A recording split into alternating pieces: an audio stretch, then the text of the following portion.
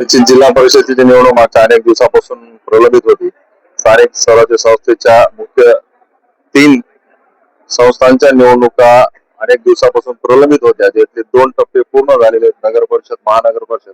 आता जिल्हा परिषदचे उद्या 5 तारखेला त्याचं मतदान होणार आहे आणि निश्चित उद्यापासून 3 दिवस नामनिर्देशनासाठी शिल्लक आहे. अनेक मतदारसंघामध्ये परभणी जिल्ह्यातले 54 सर्कल आहे.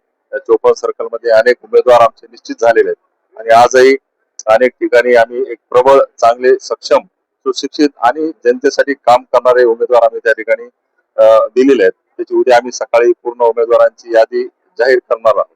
प्रदेश अध्यक्ष सुनील तटकरे साहेबांनी आपल्यावर स्टार प्रचारक म्हणून जिम्मेदारी दिलेली आहे जिल्ह्याची.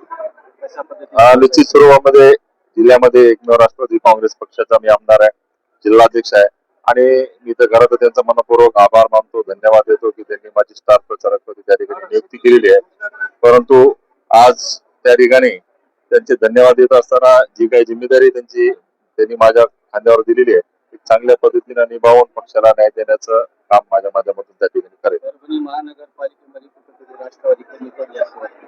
काय वाटतं आपल्याला? राष्ट्रवादी काँग्रेस पक्षानं 65 पैकी जवळपास स्वतंत्र, सत्तावान आणि युतीमध्ये राष्ट्रवादी काँग्रेस पक्ष शरद पवार यांच्यासोबत 63 उमेदवार आम्ही त्या निवडणुकीमध्ये दिले होते. परंतु परभणी शहरातील जनतेचा कौल काही वेगळाच आम्हाला त्या ठिकाणी पाहायला मिळाला.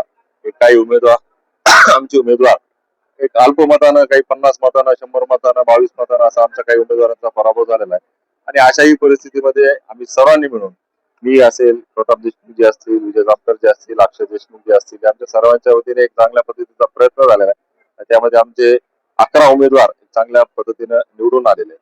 निश्चित त्यांच्या माध्यमातून या शहराचा विकास करण्यासाठी आम्ही कधीही कमी पडणार नाही.